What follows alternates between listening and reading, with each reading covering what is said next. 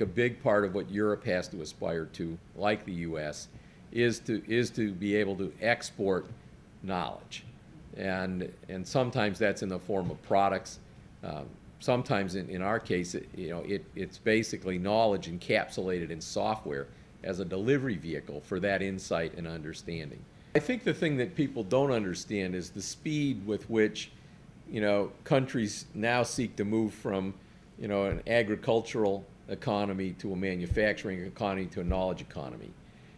Basically China, which is clearly one of the world's largest economies today and will continue to grow, 30 years ago, a little more than 30 years ago, was almost completely an agricultural economy. They then put together a plan to become a manufacturing economy and arguably became the world's factory in about 20 years. All right? But the leadership in China has already decided that China's future is as a knowledge economy.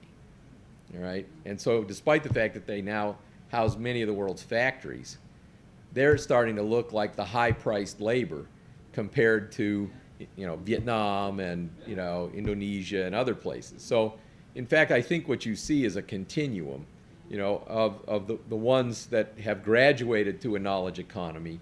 And the real question is, will they be able to sustain, that in the long term as the rest of these things come up? The challenge for, I'll say, Europe and the United States is, in combination,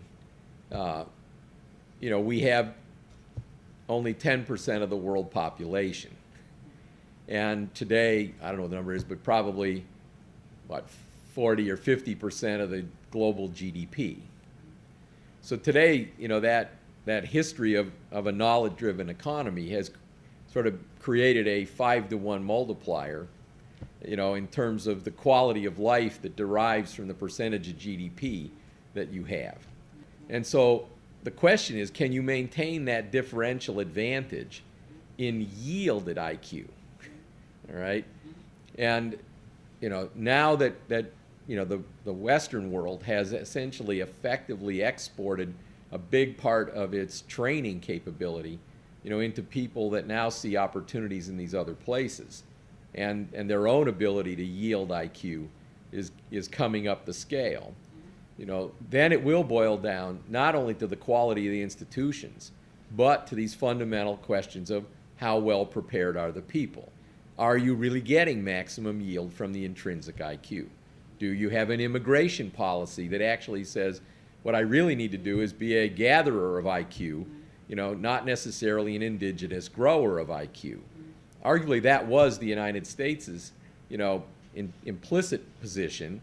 Companies like Microsoft have always had that view, in that we just hire people anywhere in the world as long as they're the smartest people we can find. But now you see intervention in the U.S. of U.S. government policy. You see cultural biases in Europe that actually tend to resist the idea that you should bring together the maximum amount of IQ. And the more you fail to gather it, the higher the probability is that it matures somewhere else. And then your question becomes, can you sustain your differential advantage as a knowledge economy against all other people who are working their way up the ladder? And I think that this is one of the great questions for the more developed economies.